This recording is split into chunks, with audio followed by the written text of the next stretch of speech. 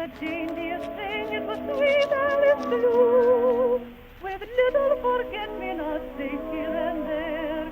When I had it on, I walked on the air, and it was, and it was, and it was, till it went, and it wasn't.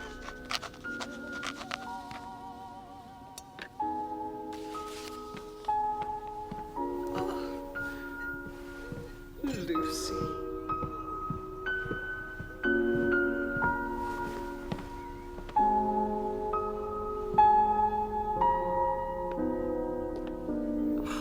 Hello, darling.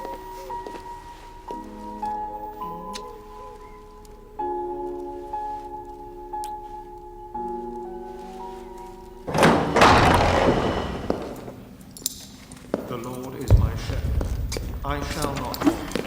He maketh me to lie down. In green pastures he leadeth me beside the still waters. He restoreth my soul.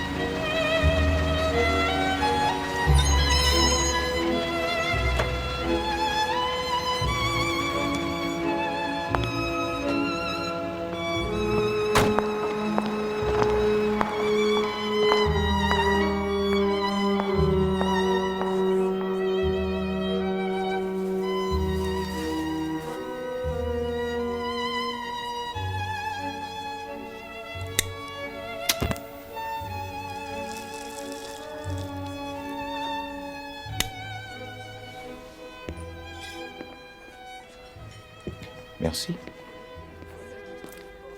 Santé. Santé. Alors, Mademoiselle Marchand. And for starters, Monsieur Poirot, that is not my name. Pardon, but I understood it was Mademoiselle Marchand that I was to meet. That is the name I was given as a child. My real name is Creole, Lucy Creole. Creole. Now I seem to remember. Yes, my father was Amyas Creole, the artist. And my mother was Caroline.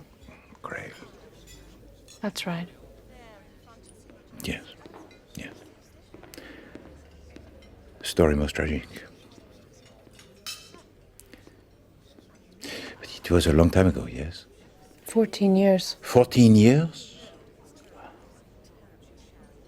You know, I saw a picture that your father painted in the Tate. Girl in Shadow. Girl in Shadow, that was the one.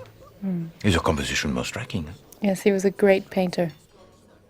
His reputation is, yes, considerable. I'm not here to discuss his art, Monsieur Poirot.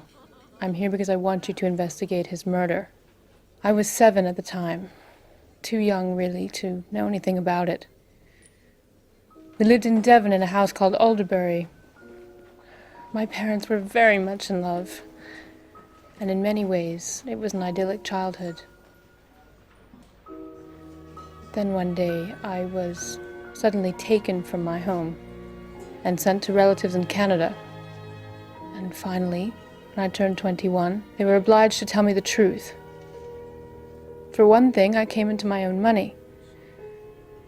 And then you see, there's the letter. The letter? Which my mother wrote me just before she died. That was the first I knew that my mother was hanged for killing my father. What did she write? Quite simply that she didn't do it. She's innocent, and that I could always be sure of that. And that is what I want you to prove. But why Hercule Poirot, mademoiselle? I've heard about you. The things you've done. The way you work. It's psychology. It's your forte, n'est-ce pas? Oui, c'est vrai. My success it is founded on psychology. Or the why of human behavior. It is this that I use. Tout de même, mademoiselle, it is so long since it happened. Secrets and lies, monsieur. The past keeps pulling me back. It won't let me be. And until these ghosts are laid to rest, I can't move on.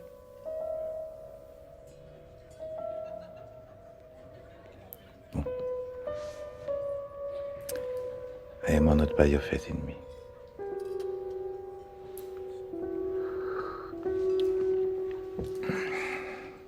But I cannot, you understand, accept your assurance of the innocence of your mother. Eh bien, she was guilty, what then? I have to know the truth, monsieur. And if the truth is not what you wish to hear? I have to know.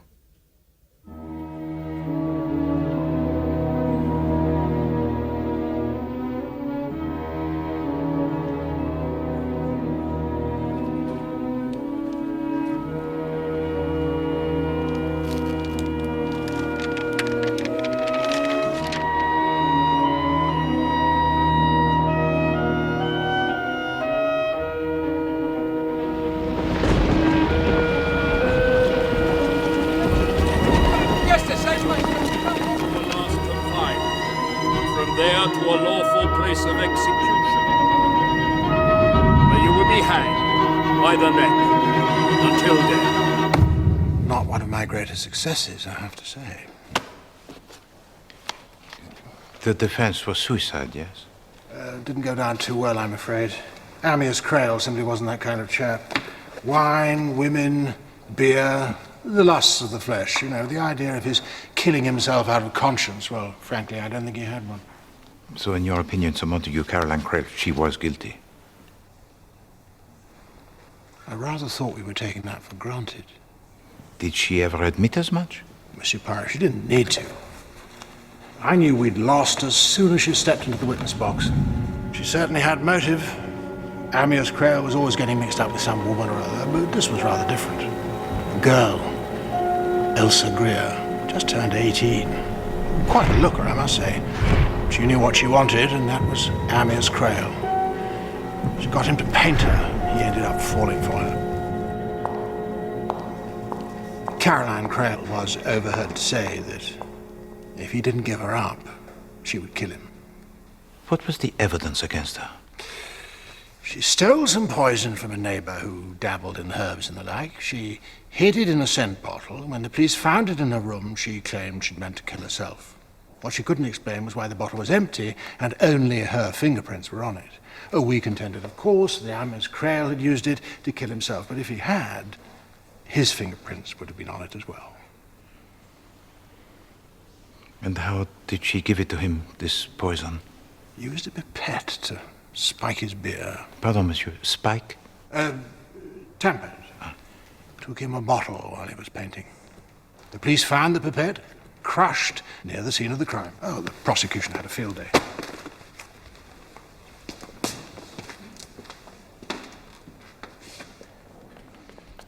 So, she put the conner into the bottle before taking it to him. No, there was no conning in the bottle at all, only in the glass. I see. Was that you being inscrutable, Monsieur Poirot? Oh, no, pardon. But there were, I believe, other people present at the time. Oh, yes, there were, let me think, 5, if memory serves. Philip Blake, stockbroker, one of Creel's best friends. Meredith, his elder brother, lives across the estuary from the house where the murder took place. Elsa Greer, of course, currently Lady Ditcham, though nowadays she spends most of her time in the gossip columns and the divorce court. There was a governess, Miss Wilson Williams, that's it. Very capable, but not exactly a barrel of laughs. Then, of course, there was Angela, Caroline's half-sister. Oh, she'd been packed off to school by the time of the trial. Poor thing. She had perhaps her problems? There was a rather unfortunate incident when she was a toddler. Caroline Creel, as a young girl, threw a bit of a tantrum. I did argue that she was not of sound mind, but fascinating creature. I'll never forget her, you know. She had a quality one couldn't help but admire. Somehow she was above it all. What people will do in the name of love. It makes fools of us all, n'est-ce pas? Eh bien, I thank you so much, Montague. You have been most helpful. Pleasure meeting you, Poirot. Oh, tell to me, if you please, if, as her daughter hopes, Caroline Creel did not kill her husband... But she did, old boy. Take my word for it. No, well, then it makes the logic that one of these 5 people must have done so. There's no reason why any of them should. No, but all the same, I think I shall pay to them each a visit. Get 5 different versions of the same event.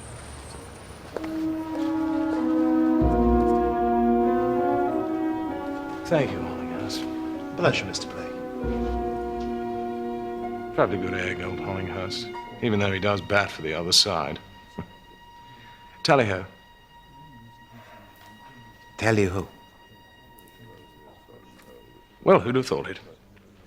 Raising a glass with the famous Hercule Poirot. Poirot, monsieur. Hercule Poirot. Poirot. Poirot. Could never get my tongue round French. Let's keep the old entente cordial, eh? But I am Belgian, monsieur, not French. So, what can I do for you? It is a Creel case, monsieur. It is that which I wish to discuss with you. What the hell for? Because I have accepted a commission, monsieur, to review the case. From whom? Lucy Creel? Lucy Creel. Oui, monsieur. Nothing to discuss. 5 minutes of your time, Monsieur Blake, that is all I ask. What the hell is she poking her nose in for now? Because she wishes to know the truth. Everyone knows the truth. But all she wishes is to assess for herself the facts. It's over. Dead. Buried. As are her parents, monsieur.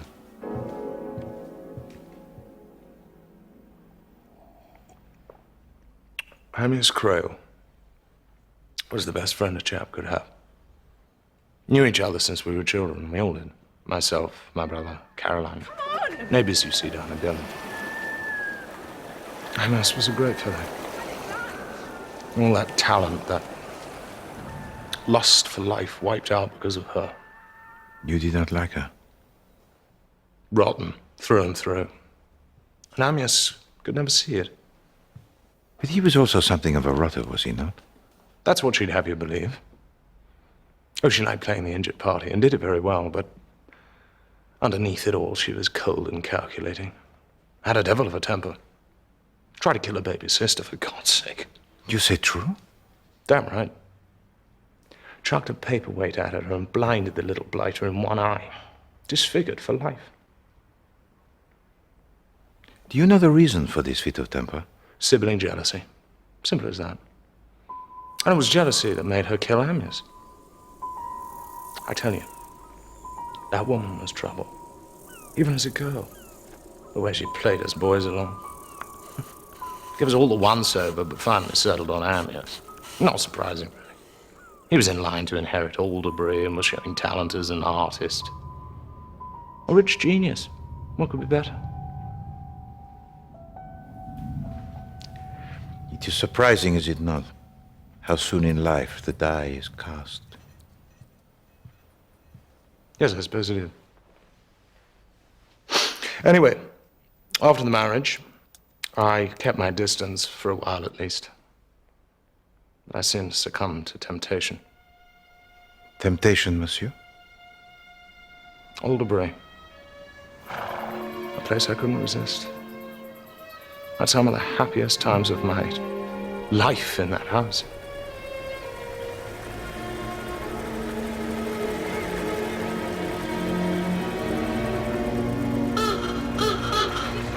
That September, like the summers of childhood, I was hoping for a peaceful few weeks.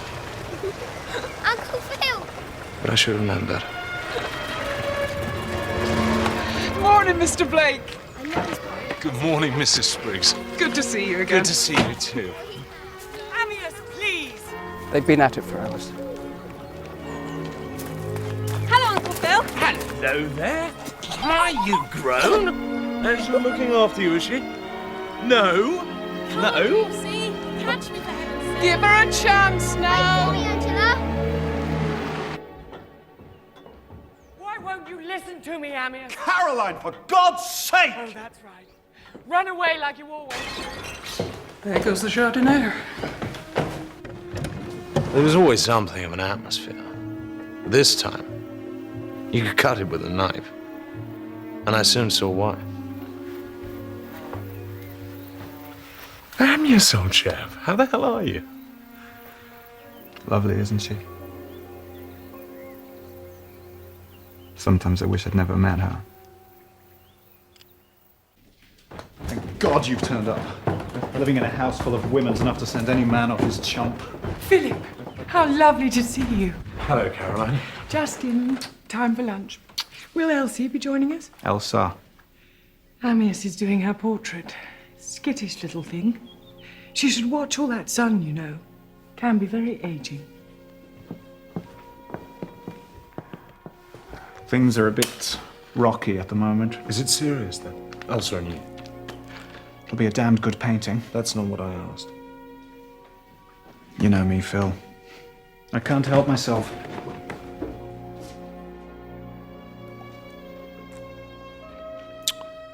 Then things got worse. Amyas and Caroline's half-sister Angela have been bickering all morning. Could you stop that, please, Angela? What? Slurping. I'm not slurping. Yes, you are. Amyas.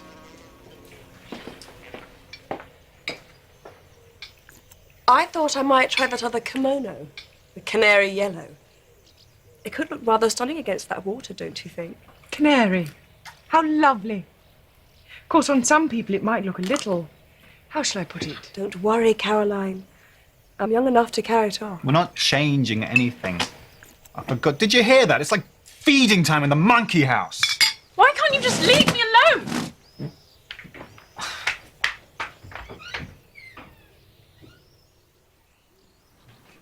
Haven't seen this before. It's by Volga McDowell, a young Norwegian. Extraordinary, don't you think? Everyone's talking about him. Got a sense of humour, I'll give him that. Don't you agree, Miss Williams? Beechwood, isn't it? Thank you, Mrs. Spriggs.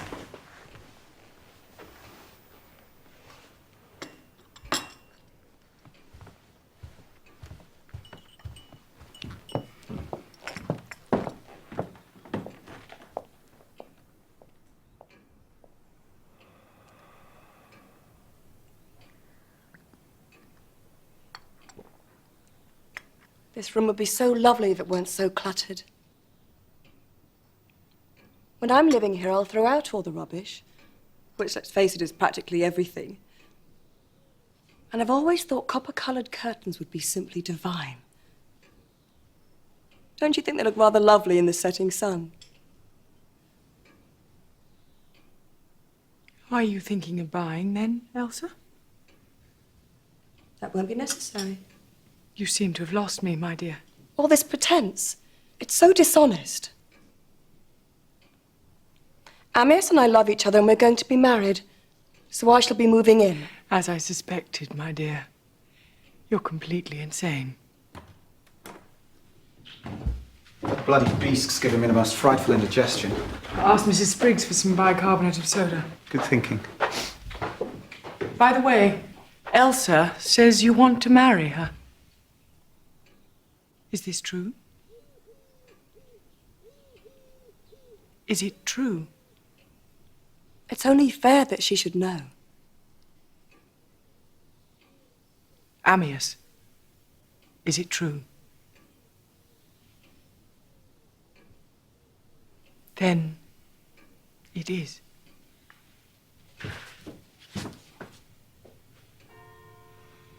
If you'll excuse me, I'll just... You know, looking back, I wouldn't be surprised if she'd made up her mind to kill him then.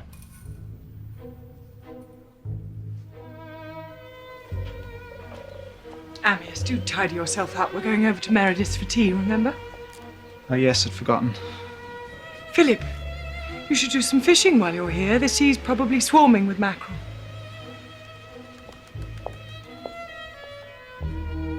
So we all trooped off to Mary's. Not very merry that afternoon.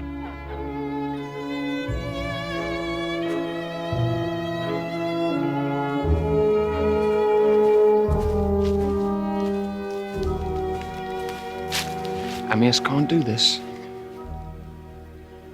Looks like he's going to.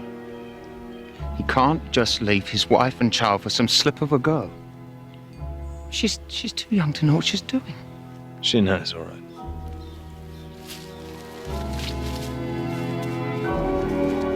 Poor old Mary. All that sensitivity. No use at all. Hard to believe we come from the same stable. After tea, he took us to his lab.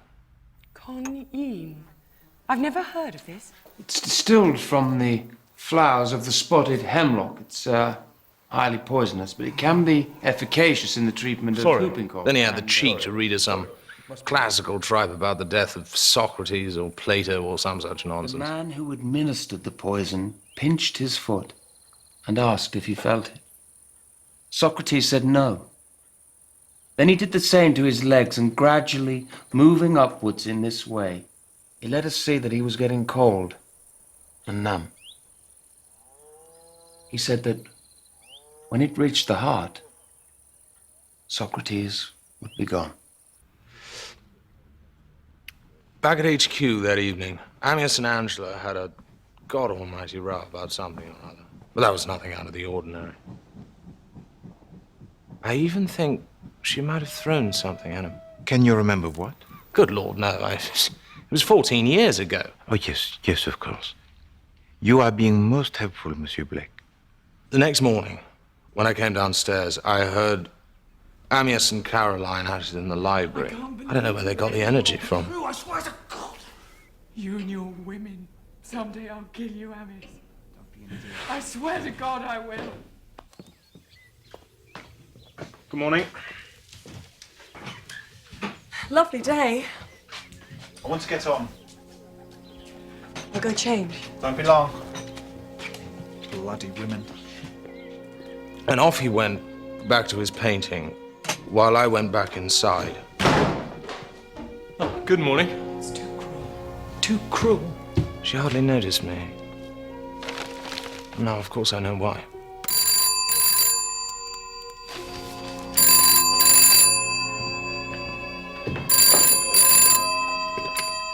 Hello?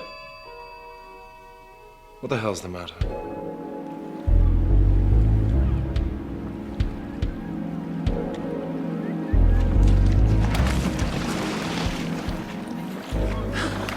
I heard these noises in the laboratory. So I went to have a look. The quinine bottle was not only out of place, but it was practically empty, and I swear to you, Phil, that yesterday it was full. Are you sure? Of course I'm sure. I'm very careful about these things. And I knew at once it must have been Caroline. I should have gone straight to Ammius and warned him. That's absurd. Caroline wouldn't dream of such a thing. Then what's your explanation? We'll discuss it after lunch. I'll see to her packing. What are you two up to? We were Oh, what a surprise. Yes, We were just having a chat about Angela and school. I'm not at all sure it's the right thing. Sorry about that. Hello, everybody. I'd kill for a cold beer. I'll send some down. I think we could all do with one. And that's when it happened. Why don't I take it? Oh, no. Enjoy the sun. At the time, I reasoned in my jealousy that she couldn't stand the thought of the two of them being alone together. I should have realized, but instead I just sat and watched. I had the chance to save him, and I did nothing. You reproach yourself unduly, Monsieur Blake. Amos didn't join us for lunch. And then Caroline took him coffee. So calm and collected, and yet she must have known by then he'd be dead.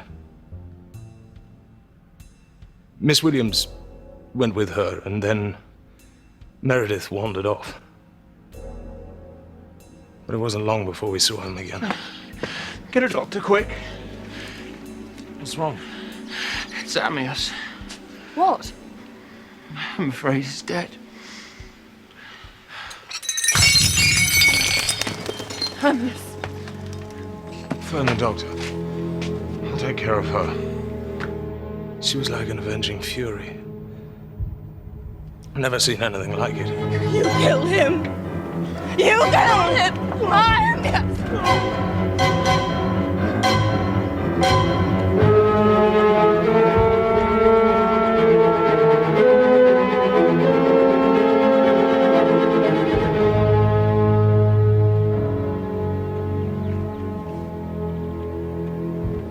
You've killed my dearest friend. No. He did it himself. Tell that to the police.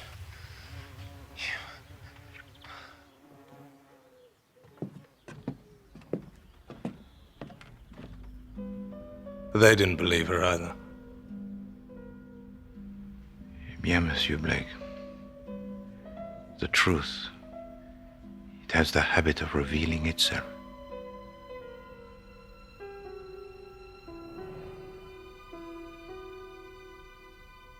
Monsieur Poirot,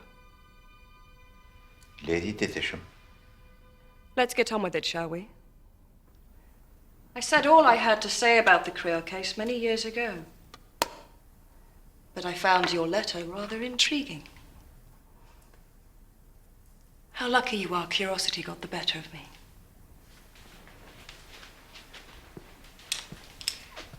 Indeed I am, my lady. It must be very painful for you to recall. Painful? No. My father was a mill hand, worked his way up and made a mint. You can't do that with thin skin, and I, Monsieur Poirot, am my father's daughter. I am not as sensitive as you might think. Then that makes my task a little easier. One so often jumps to the wrong conclusion. At the trial, for example, people thought what a terrible ordeal it must have been for me. The brutish questions, the ghastly journalists, the mindless screaming crowds. Well, the English are a people very moral, n'est-ce pas? That's one way of looking at it. Alors, if you did not find the trial an ordeal, how did you find it? I enjoyed it. You see, I got exactly what I wanted. And what was that? Caroline Creel at the end of a rope. Coffee?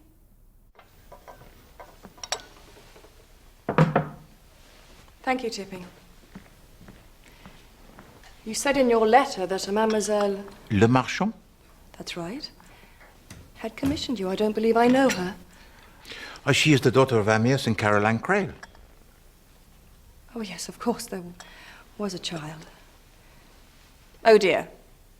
Does she think it was my fault? That is a possible interpretation, oui. How very stupid. Cream? No. Merci. So you take no responsibility? Why should I? I loved him, and I would have made him happy. And that woman killed him to stop that from happening. You have to understand. Amias Creel did not seduce an innocent young girl. It wasn't like that at all.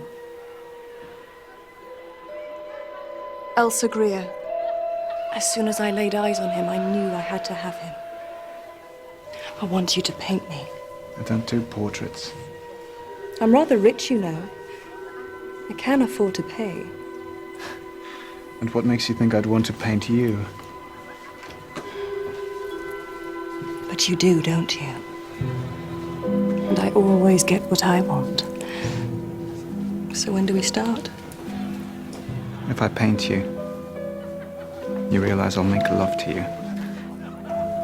I'd have thought that went without saying. So he invited me down to their house. Quite bold of him, really. But Caroline didn't seem to mind. She didn't like me, but then why should she? And we never said anything that she couldn't have overheard.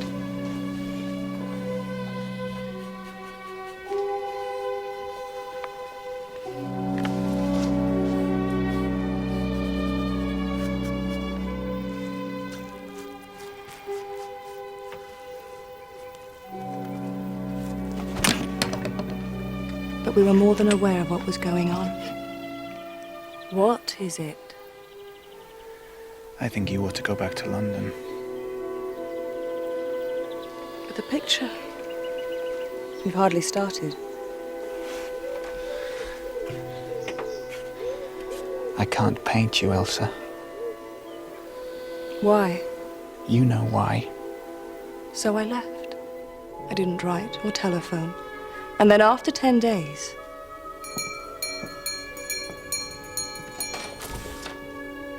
he couldn't keep away. We were together for 2 weeks. And soon we realized that we had to be together. Always. I want you to come back to Alderbury. I've decided to finish the painting. What about Caroline? What about her? Shouldn't you tell her? What on earth for? She's bound to find out sooner or later. We'll get the picture finished first. But you will tell her, won't you? Yes. Promise. Promise. Do you think she'll make a terrible fuss? She always makes a fuss. She loves me. Then she should put your happiness first. He painted in a kind of frenzy. I'd never seen him like that before.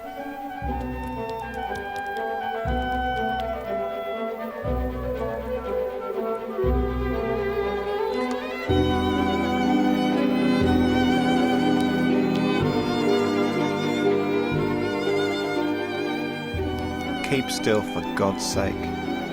I was convinced we should tell her, but Amyas wouldn't hear of it. And then one day I lost my patience. Amyas and I love each other.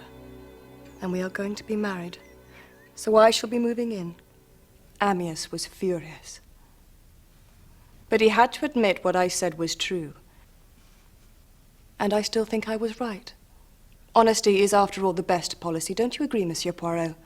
Desirable, certainly, but not always advisable. We believe in plain speaking where I come from. I'm very pleased to hear it, madame. But Caroline had a devious way about her.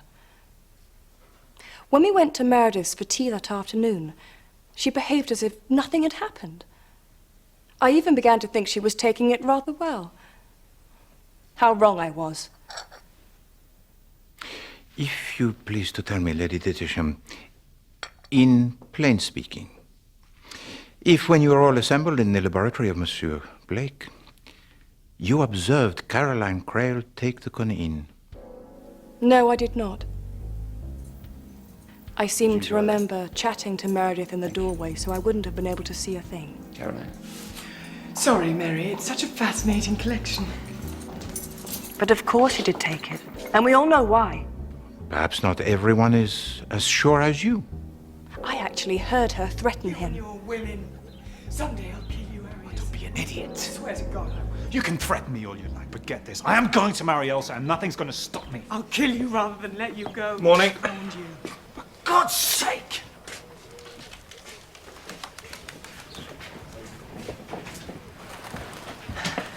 Lovely day. I want to get on. I'll go change. Don't be long. Which I did. Then I went to join him. and I poured him a beer.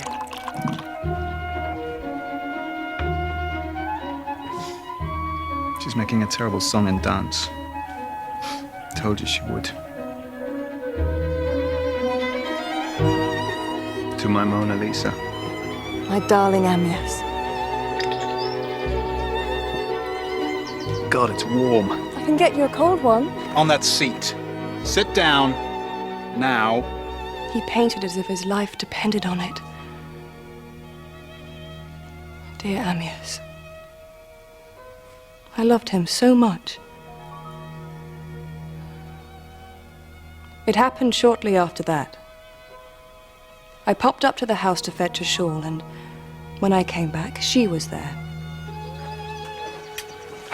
Sorry about that. Hello, everybody. I'd kill for a cold beer. I'll send some down.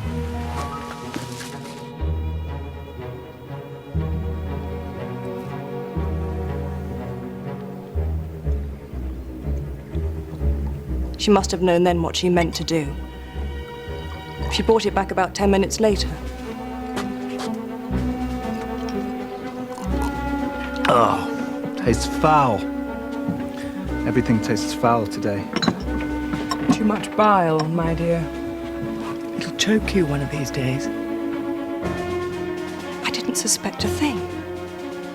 About 40 minutes later, he complained of stiffness and pains. Bloody rheumatism. Then the bell sounded for lunch and Meredith came to fetch me. Amias decided to skip lunch, as he often did. Old Grumpy doesn't want any lunch. So we left him to die alone. Amias! Amias! And I just knew it was Caroline. How could she do that? How could she? It is a story most tragic, n'est-ce pas? Hanging was too good for her.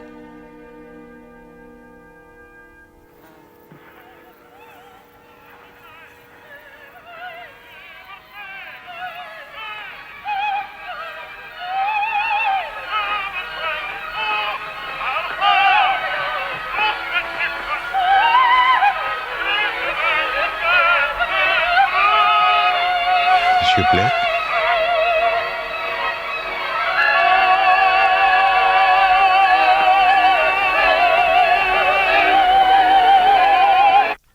Little Lucy.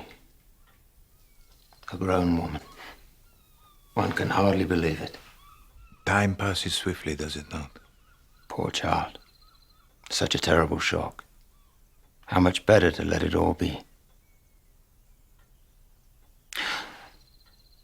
The whole point, you see, is that Amias Creole was an artist, and his art was his passion. When he painted, he was like a man possessed. He meant to finish that portrait, whatever the cost. Elsa was terrifically enthusiastic about the painting, and Caroline... Yes? I'd always been... well, very fond of her. Come on, Mary, come on. There was a time when I'd hoped to marry her, but that was soon nipped in the bud. Still, I remained, if I may say so, devoted to her service. Dear God, when I think of what they did to her, strung up like an animal, such a gentle creature.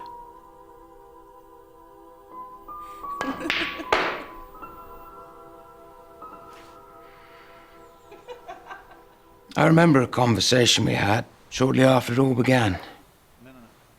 That looks great. Hold it there. Do you think he really cares for her? Well, he's very committed to the painting. He's in love with her, isn't he? A little, perhaps. A great deal, I think. The There's only one person who really cares for, and I think that's you. These infatuations, they come and they go. That's what I used to think. But this time I've a feeling it's serious. She's just a girl. But that's the trouble. The way she looks at him. So intense. I'm afraid, Meredith. It's nothing. I hope you're right. But I can't help feeling I'd like to take a hatchet to her. A hatchet? It's a small axe. Yes, I know what a hatchet is, monsieur. I was commenting rather on her remark. It was merely to make a point. But she made her point a little more forcibly, did she not, with her baby sister Angela? Ah. The paperweight. Oui. Well, there's a moment of sibling jealousy, Monsieur Poirot, for which she never forgave herself. And disfigured the girl for life? Well, that was the problem. It was a constant reminder. She tried desperately to make amends, which in turn made Amias very jealous. You knew him for many years, n'est-ce pas? Since boyhood. But he was always more Philip's friend than mine. You did not like him? I thought his conduct was frankly disgraceful. Don't you understand? This painting's the best thing I've done, and I'm determined to see it through. No, I think it's a disgrace. The way you treat Caroline, the way you've always treated her. What about Lucy, for heaven's sake? You can't just throw it all away. You're a good man, Mary, but such an old softy. Wait till the picture's finished, then you'll see I was right. That grin he gave me.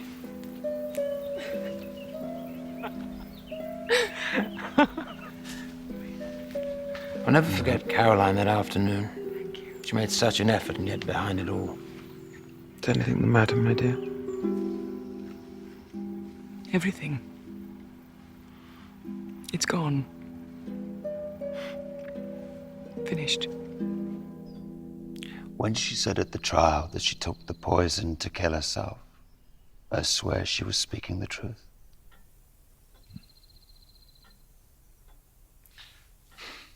But why did you take your guests into the laboratory? Someone must have suggested it. Caroline Creel, perhaps? Well, I often took guests into my laboratory. It wasn't unusual. This is valerian. The one that cats like? Yes, they can't get enough of it. It can be used as a sleeping draught. Elsa, you should have a sniff. Oh. I got a lot of pleasure from my brews. Gathering the plants at night, macerating them, and all the rest of it. It's astonishing how a simple decoction can work wonders. Conine. I've never heard of this. It's distilled from the flowers of the spotted hemlock. Isn't that what Socrates took? That's right. You know, there's the most moving description of his death in Plato's Phaedo. Well, I could read it to you if you'd like.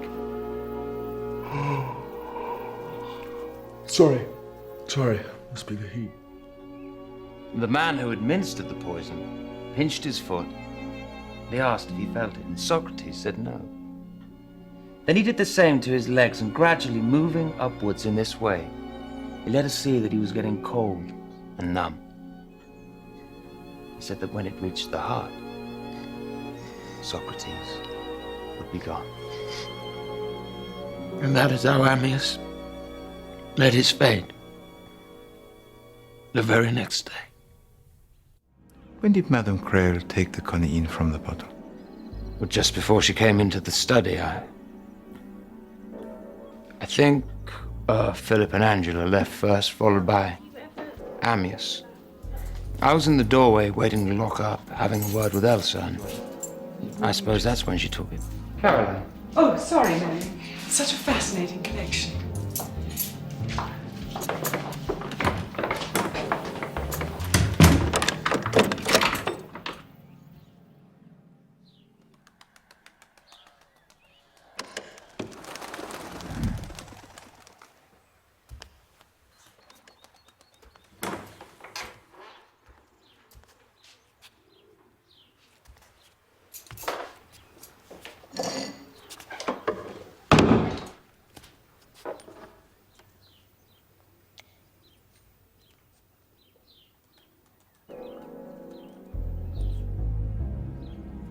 Phil, it's Meredith. Something terrible's happened. He immediately suspected Caroline. Quite unfairly, in my opinion. Who else would have done it? It must have been Caroline. Then as we approached the water garden, we overheard Amyas and Caroline having a rather heated discussion. I think about Angela being packed off to school, but It's shameful behavior. I was in such a state I didn't pay much attention. Settled. I'll see to her packing. Philip blamed himself for not acting sooner. But how on earth could anyone have assumed at that point that someone had murder in mind? I needed time to think. So just before Go lunch, to Spain first. I sat above the water garden where Amyas was painting Elsa. I'd like the bull to kill the man. Then I can sit there like a Roman empress in a Colosseum. So radiant, full of life. More alive than any person I've ever known. Still. The blind confidence of youth. Bloody rheumatism. Poor old thing.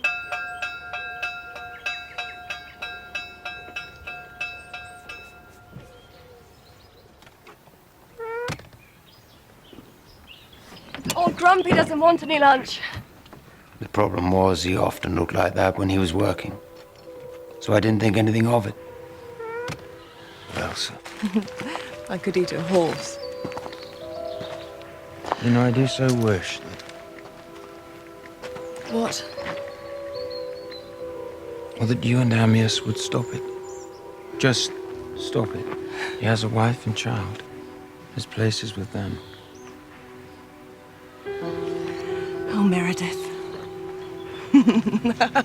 After lunch, we had coffee on the terrace.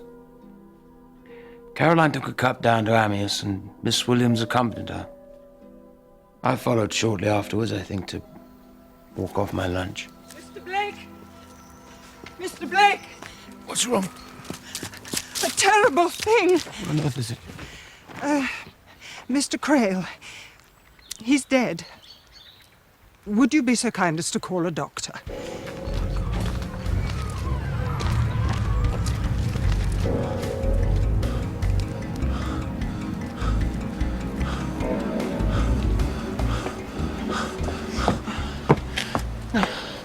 Get a doctor, quick. What's wrong? It's Amyas. What? I'm afraid he's dead. Yes. Poor child. She just couldn't believe that life could play so cruel a trick. Caroline stood there, quite calmly, and said he must have done it to himself. So you are perfectly convinced, monsieur, that she was guilty? She was provoked in the extreme. But you do not believe it was suicide? Caroline did it. I'm sure of it. And anyway, well, if she didn't,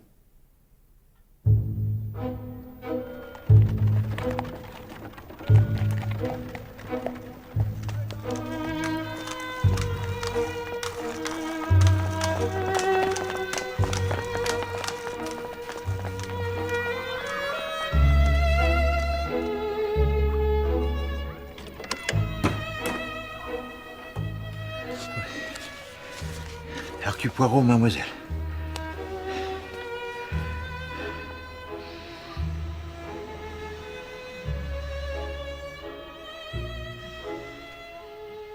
Lucy Crail.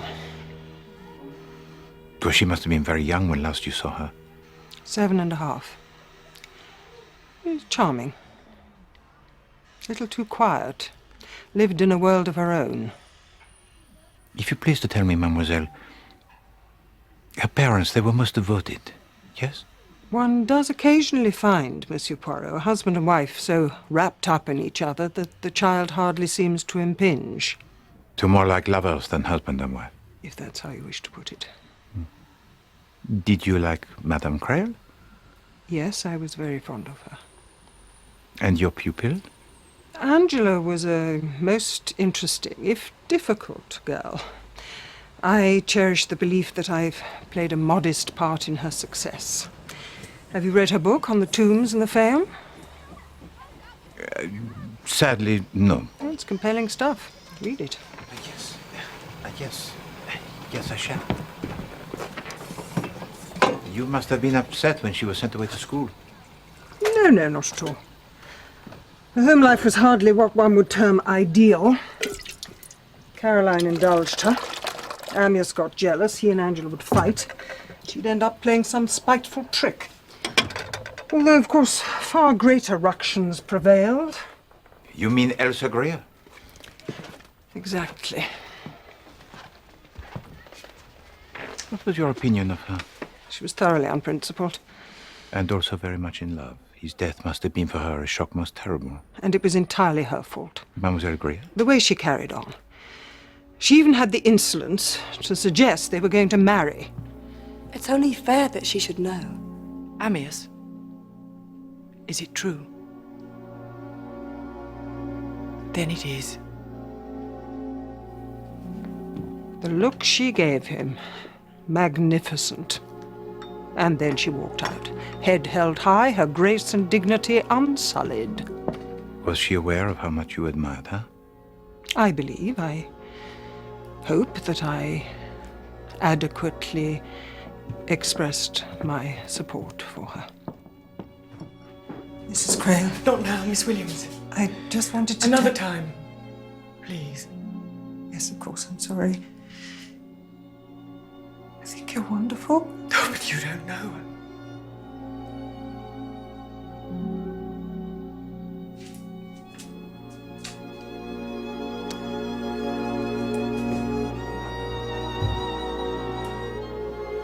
And then,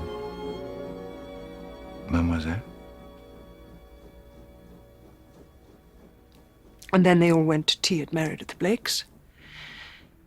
And that evening after dinner, the usual arguments began about Angela and school. Now you listen to me. The fees are paid, the uniforms bought, the matter is closed. It's a lovely school, darling. It's right in the middle of the Downs. I'm sure you'll make lots of nice friends. I don't want any friends. You won't get any if you carry on like this. Why do you want to get rid of me? Nobody wants to get rid of you. You know we all love you. He doesn't. He wouldn't care if he never saw me again. Too right. All this screeching like a fishwife. You know all about them. Now look here, girlie. I wish you were dead. Angela!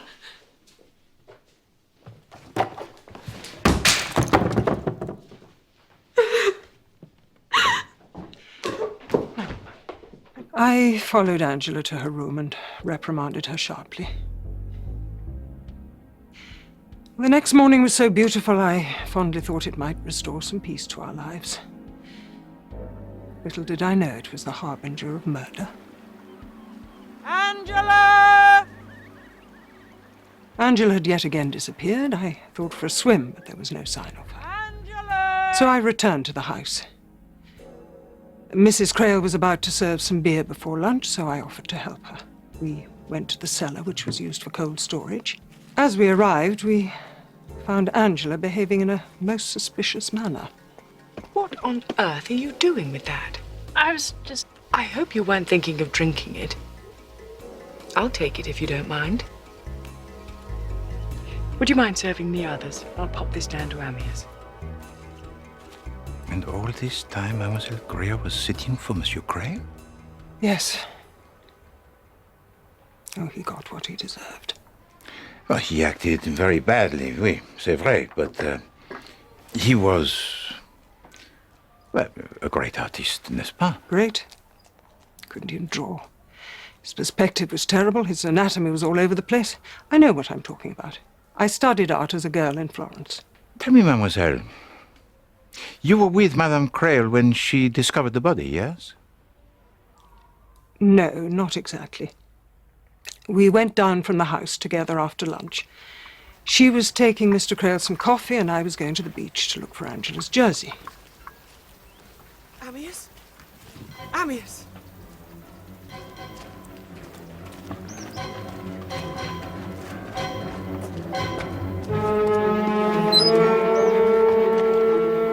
Mrs. Crale? It's Amyas. He's dead. Mr. Blake! I bumped into Meredith Blake. I told him the terrible news and asked him to telephone the doctor. I was most concerned about Mrs. Crail. I didn't want her to be left alone. Did you get an impression of what Madame Crail was thinking at that time? It was impossible to tell. She was stunned. What view did she adopt officially as to his death? Suicide. What, even in private, to you? She had no doubt whatsoever.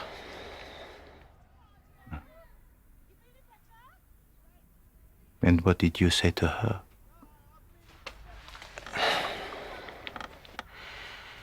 Is that chair uncomfortable, mademoiselle? It's perfectly comfortable, thank you. You were about to tell me.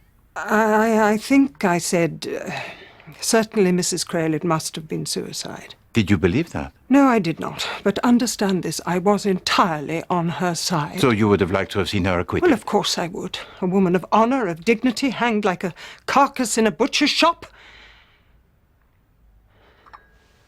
Poor Lucy. Having to be confronted by all of this. Still, it is always better to face the truth. But there is more to it than that. She wants to prove her mother to be innocent. Then her wish will not be granted. Before she was hanged, Caroline Crail wrote to her daughter a letter in which she solemnly swears her innocence. It would perhaps have been better to tell her daughter not to judge. You seem very sure of her guilt. It's hard to believe otherwise. And yet you profess to have loved her. I did love her. I did. If that is all. Oh, yes, yes, of course. Thank you very much for your time, mademoiselle. You have been most helpful.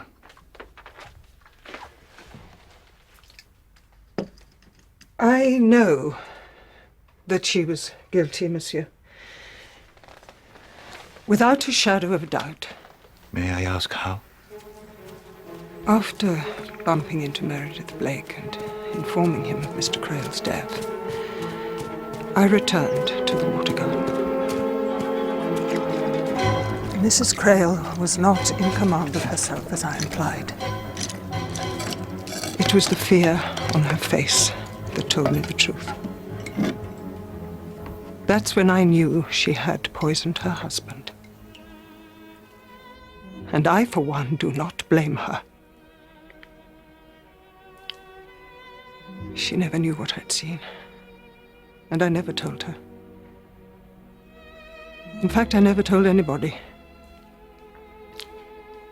During the trial, I was never asked a question to which I returned an untrue answer. But I was guilty of withholding certain facts. And I do not repent of that, Monsieur Poirot. I would do so again.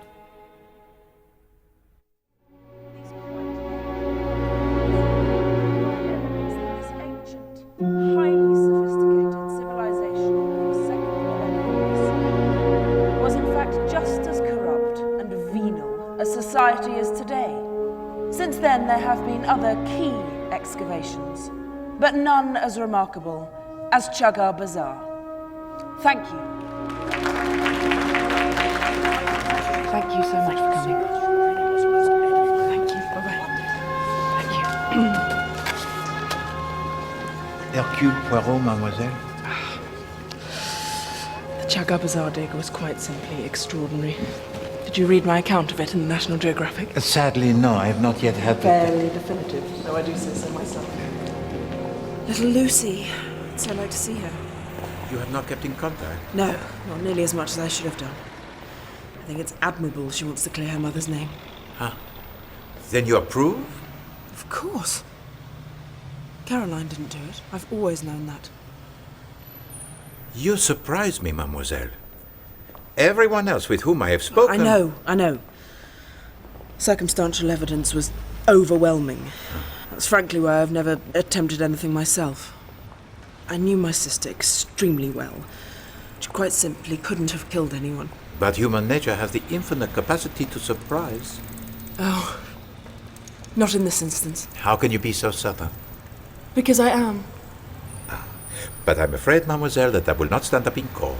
Just as well I was never called to give evidence. But if you had been? This is why I know.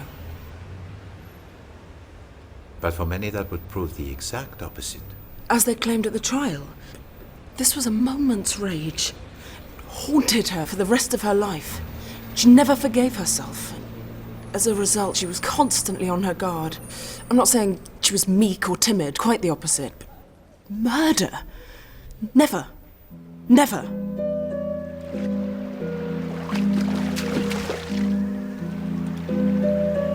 It was an idyllic summer, in so many ways, what I can remember of it.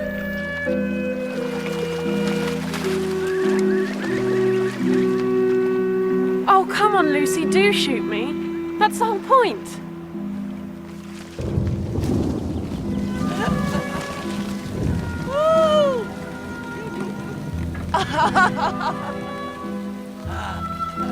If only that woman hadn't come into our lives.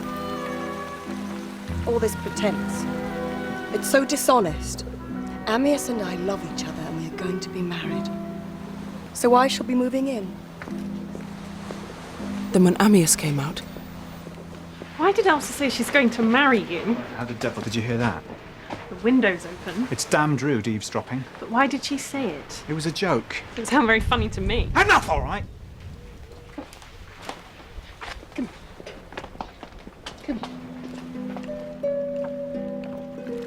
And then on our way to tea at Meredith's, I confronted Caroline. Is it true?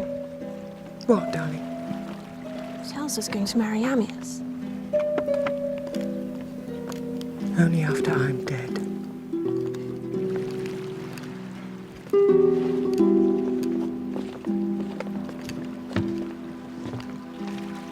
The rest of the day's a blur. I can remember Meredith reading something rather beautiful about Socrates.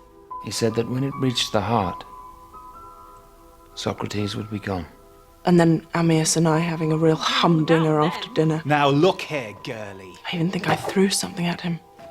And then the next day, the day it happened, again it's all very vague, up until the point Meredith came panting down the path. I kept saying to myself, Amyas is dead. But it didn't seem real. Then the doctor came, the police came, and they brought him up to the house.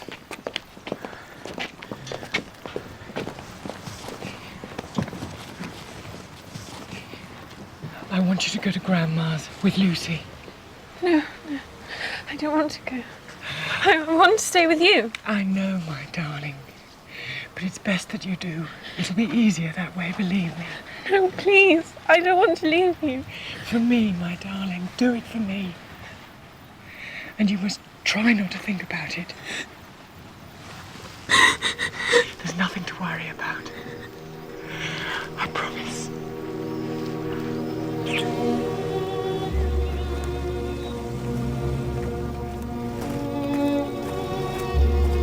And that was the last time I ever saw her.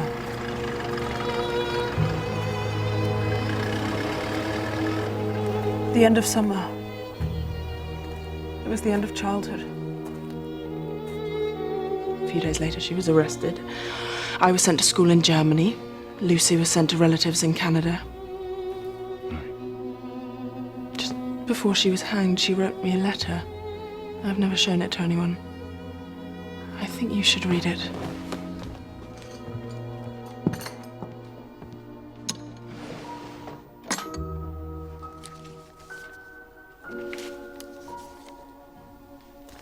Merci, mademoiselle.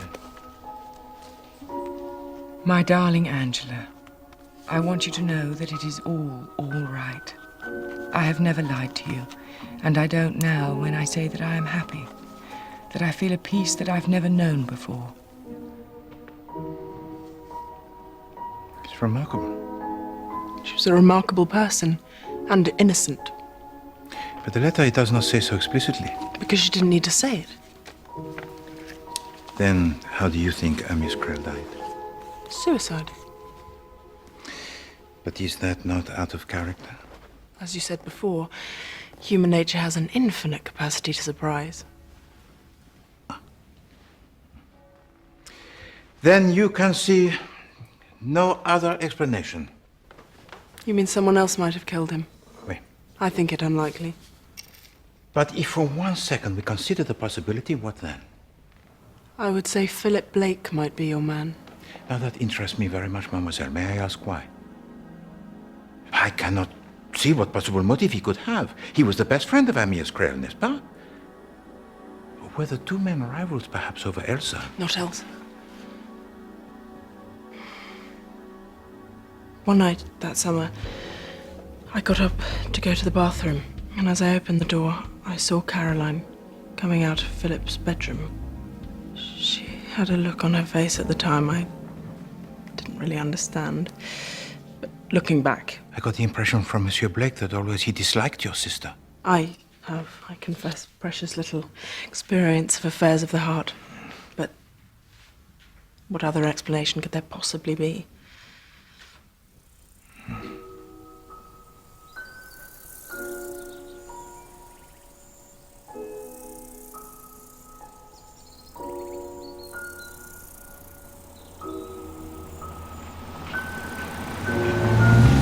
This could be a disaster.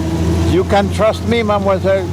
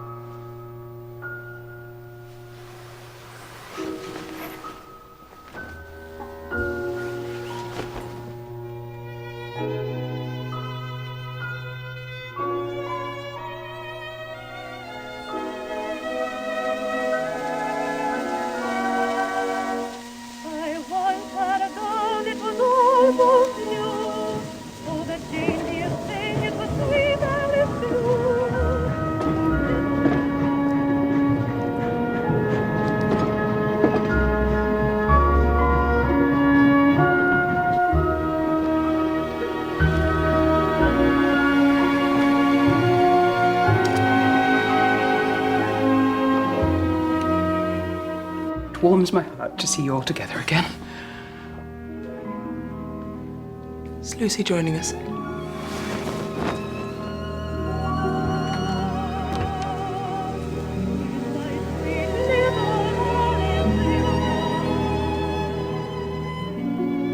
This is very good of you, Mrs. Spriggs.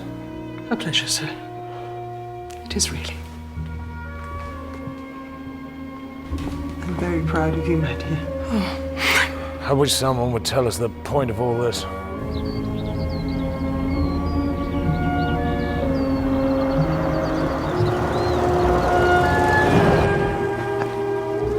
If you will excuse me.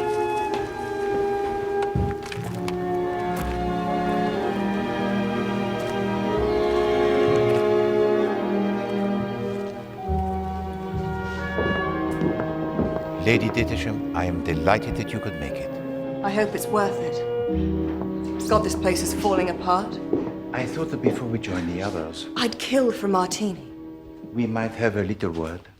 You don't let up, do you? To come straight to the point. I'm pleased to hear it. After the trial, did Meredith Blake show any interest in you at all? Animals. Stupid, unthinking animals. Oh, what a terrible ordeal for you, my dear. What a brave girl you are. Elsa, I've had special feelings for you ever since we met, you know. And now you're all alone in the world. Oh, do shut up. Were you not surprised? Just faintly nauseated. Can I have my martini now? But of course.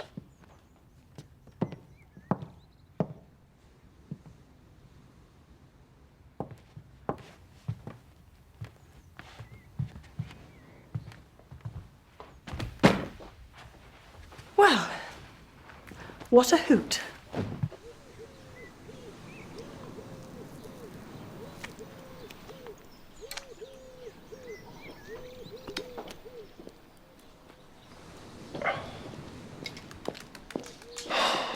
can't want to have a moment's peace. You were not entirely honest with me, I think, when we had our chat in London. Is that so? Yes, indeed, Monsieur Blake. On at least one night during that summer, Madame Crail was seen coming out of your room at an hour somewhat compromising. Who told you that? It's none of your damn business. I am afraid that it is, Monsieur, if this matter is to be laid to rest. She thought she might try it on. He's going to leave me, I know he is. I can't bear the thought of being without him. Oh, Philip.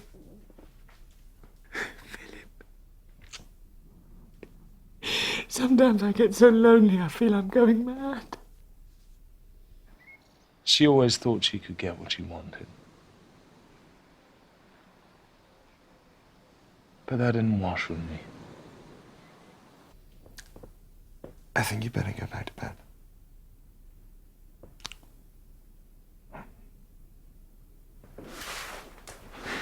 So you see, when I said I didn't like her, I wasn't telling fibs.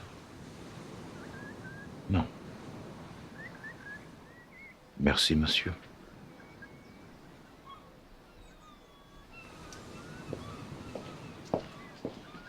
Actually,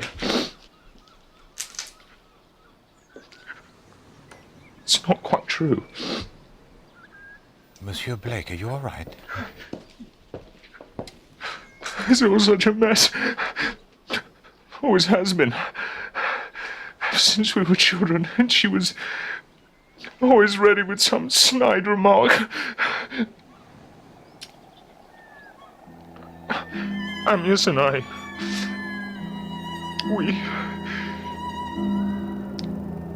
we were true friends. She couldn't stand it. He meant everything to me. Everything.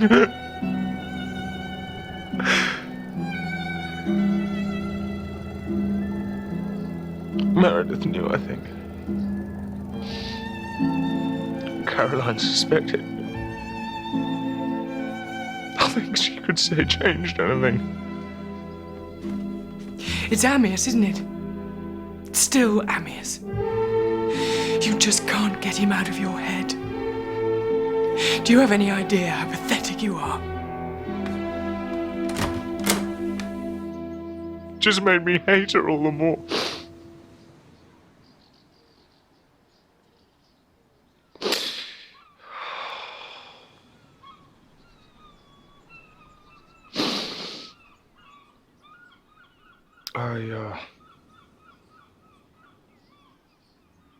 I trust you'll keep this to yourself.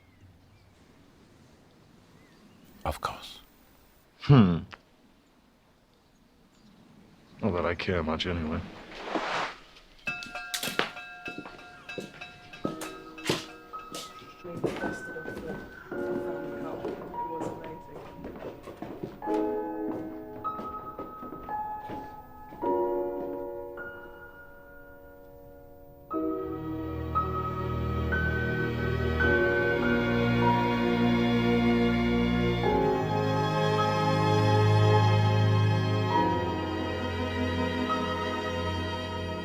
How kind of you to come.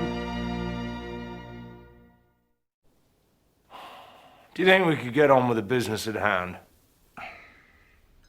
Indeed, Monsieur, I was about to suggest the very same.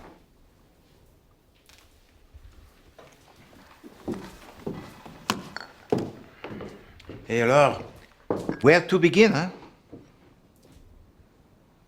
Well, as you know, it was my purpose to discover the truth about the murder of Amias Crail. We all know the truth. Yes, indeed, Monsieur Blake. But sometimes what we accept as the truth may not be the full story, n'est-ce pas? And sometimes it may not be true at all. D'accord. This is what I learned. That at no time did Caroline Crail protest her innocence, except in a letter to her daughter. That in the dock she showed no fear. That in her letter to her sister she expressed acquiescence in her fate. and in the opinion of everyone, with one exception most notable, Caroline Crail was guilty. Of course she was. Yeah, but it was not for me to accept the verdict of others. No, it was necessary for me to examine the facts and to ensure that the psychology of this case accorded itself with them. Now, there is no doubt whatever that she had the ample motive, and much of the evidence it tells against her. The scent bottle discovered in her room, the poison that she admitted to stealing, the row with her husband in which she had threatened to kill him. None of this seems incorrect psychologically. But then we come to something that does not quite ring true. After Meredith Blake discovers the poison is missing, he rows over here to discuss it with his brother. On their way up to the house, they overhear a discussion between Caroline Crail and her husband on the vexed subject of Angela being sent away to school. It's shameful behaviour, Amias. You're being so hard on her. For God's sake. Discuss this after lunch. I'll see to her packing. Now that does strike me as odd. They have just had a row most horrific in which she has threatened to kill him, and yet a short time later they're having an argument, relatively trivial, in which Monsieur Crail says he will see to Angela's packing. Now, does that not strike you as strange? Why should he do her packing? When there is her sister, or the governess, or the housekeeper? I did not know Monsieur Crail. But you know, somehow I cannot picture him folding neatly the skirts, the blouses, or the underwear. Another thing that struck me as odd, having just threatened to kill him, Caroline Crail offers to bring to her husband a cold beer. A simulation. You think so? But if she intends to poison him, would it not be more intelligent to... what is the word? Spike the supply of beer that he has in the water garden when no one was about. Hello, Caroline Crail brings to him the beer from the house. He drinks it. He says, everything tastes foul today. And after lunch, she finds him dead. We know all this. Oh, oui, bien sûr, but now I offer some information which is new. After asking Meredith Blake to call for a doctor, Mademoiselle Williams returns to the water garden.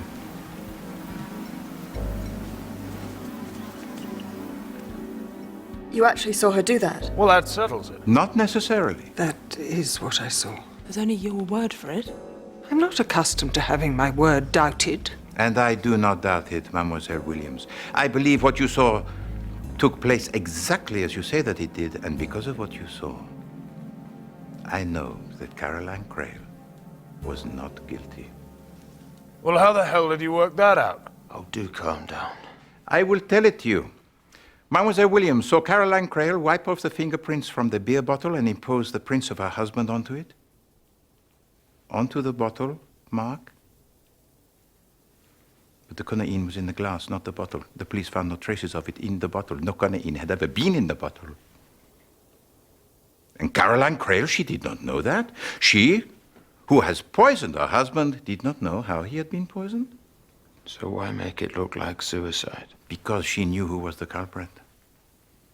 And would do anything rather than let that person be suspected. So who could it be? There was only one person whom she would be willing to protect at all costs.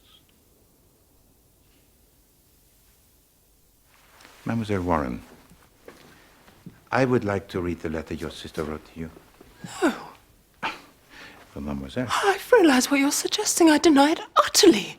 That letter was meant for my eyes only. Oh, Aunt Angela, please. For my mother's sake. Please.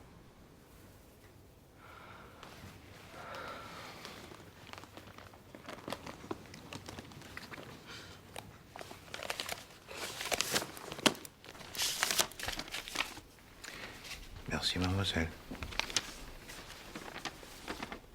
My darling Angela, I want you to know that it is all right. I have never lied to you, and I don't now when I say that I am happy.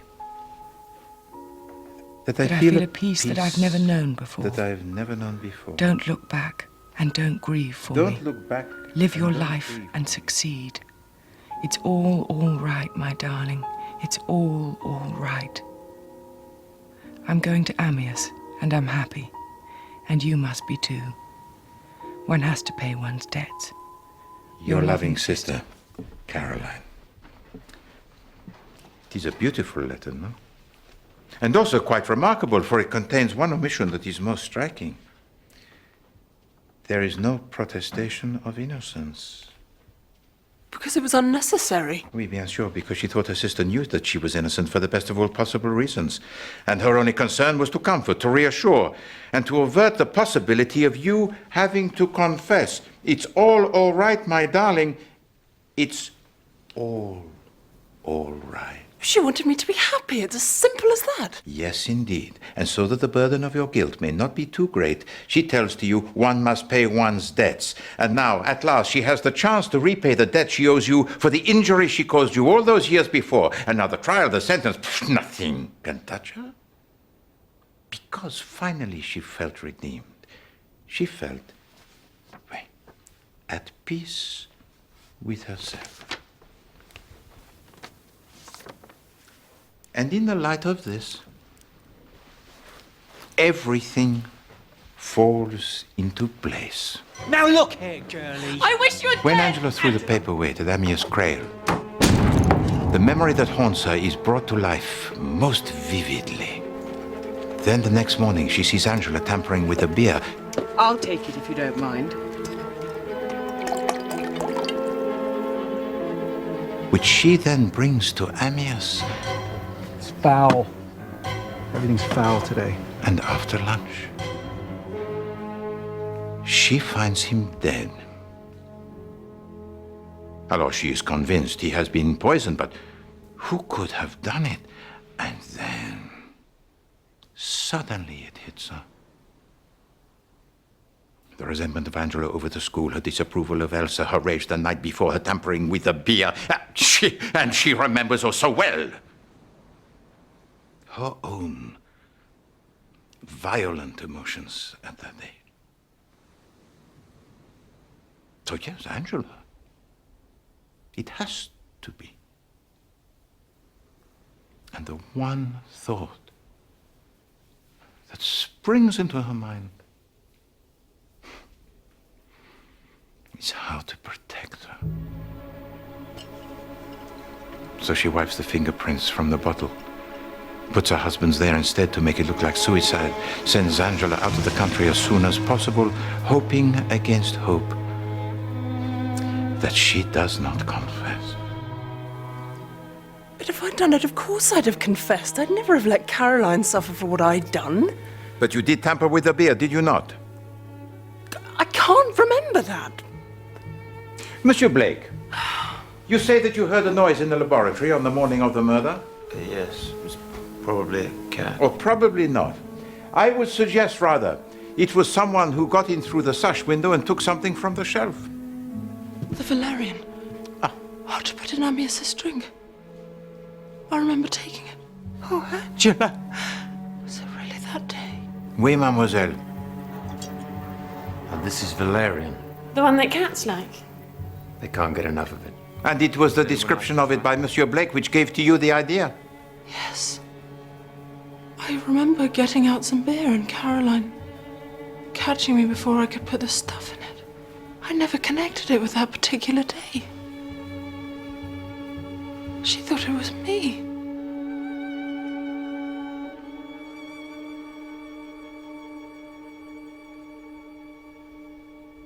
Oh, I didn't kill him. I didn't kill him. Of course not, my dear. Can't you see she's telling the truth? I see it quite clearly. Because I know very well who killed him. Don't you think you're milking it a bit, old man? It is the oldest story in the world, eh? 2 women and 1 man. Well, what we had taken for granted is that the man would leave his wife for the other woman. But I would like to suggest to you now that he had no intention of doing anything of the kind. After all, the women he had fallen in love with in the past never expected too much from him, but this time it was different. She was just a girl who saw the world in black and white. She had the passion for him, and so assumed he had for her. She assumed without question it was her life. So naturally he would leave his wife. He said he would. Oh, a little white lie, perhaps. All he really wanted was to finish the painting, and nothing could be allowed to stand in the way. And when Elsa Greer let the cat from the bag, he was furious, but he was not concerned unduly. After all, Caroline had only to put up with things for a few days longer, then he would tell her the truth, and she would believe him, as so often before. And Elsa Greer, she would get over it soon enough. But by that last evening, I believed that he was getting worried that Caroline Crail was taking things more seriously than usual. And by the following morning, I think that he had decided to come clean. You're the only woman in my life, Caro. You always were, you always will be, you know that. She is nothing to me. Nothing. She was, yes. She knocked me for 6 to start with, but now it's gone. It's over, I swear to God. She's just a kid. A passing fancy, that's all. You and your women. Someday I'll kill you, Amias. Don't be an idiot. I swear to God I will.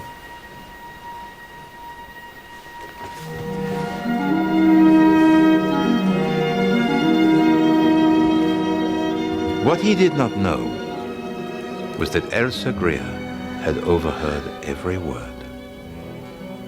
And the account that she gave to me of the conversation was not a true one. You're very sure of yourself, aren't you, Monsieur Poirot? Of this, Lady Dittisham?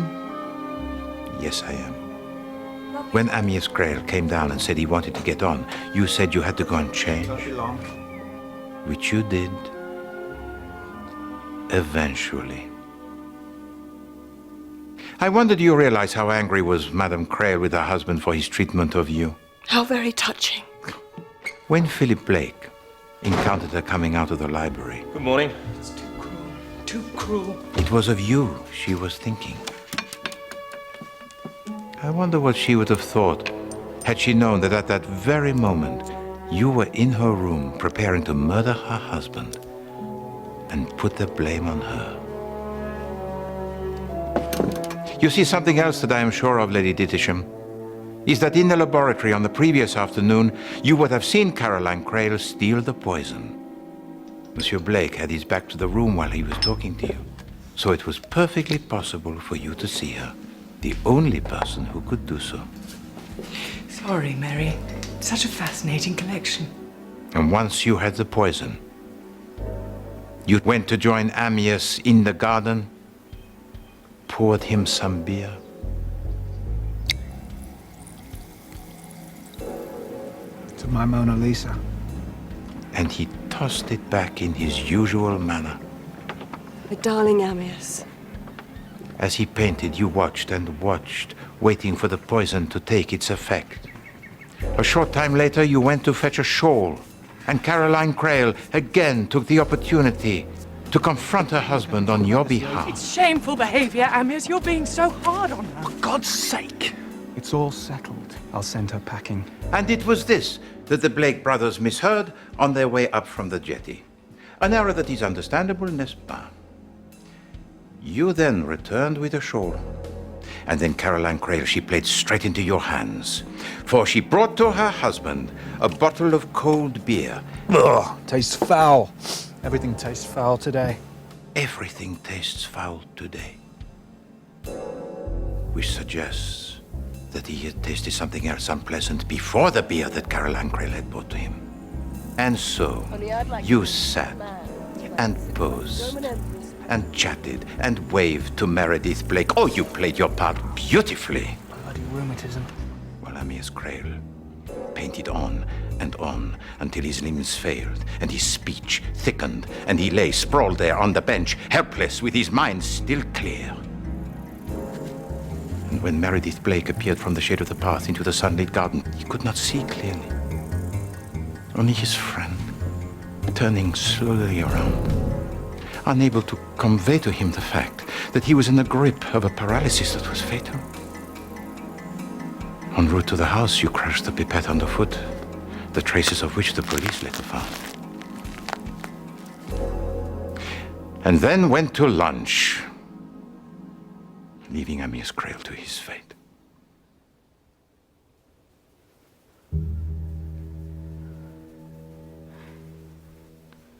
Thank you, Monsieur Poirot. Mademoiselle.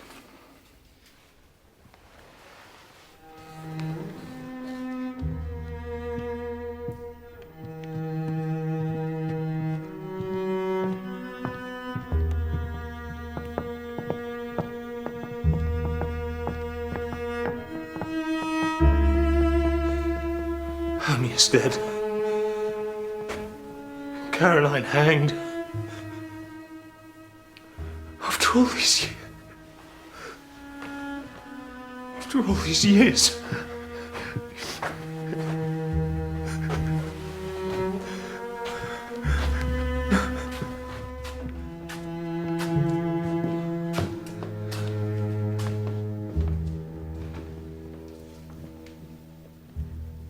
You're very clever, aren't you? I hope you don't expect me to confess. So what are you going to do? I shall do what I can to induce the appropriate authorities to grant to Caroline Crale the posthumous free pardon. And me? What are you going to do about me? I shall lay my conclusions before the necessary people. If they decide that there is a case against you, they may act. But it is my opinion that the evidence is not sufficient. Inferences only, huh? Not facts. Moreover, I believe they will not be anxious to proceed against a person in your position. When I saw Caroline take the conaine, I thought she meant to kill herself. But the next morning, when I overheard them talking about me, I loved him. And he was just stringing me along. And she felt sorry for me. I watched him die, Monsieur Poirot. And I never felt more alive. But what I didn't understand was that I was killing myself. It was as if they hadn't died at all. But I had.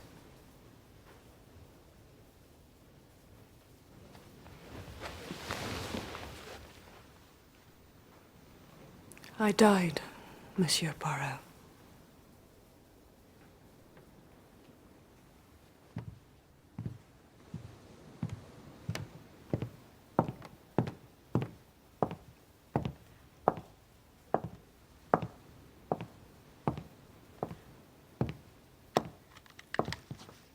Elsa!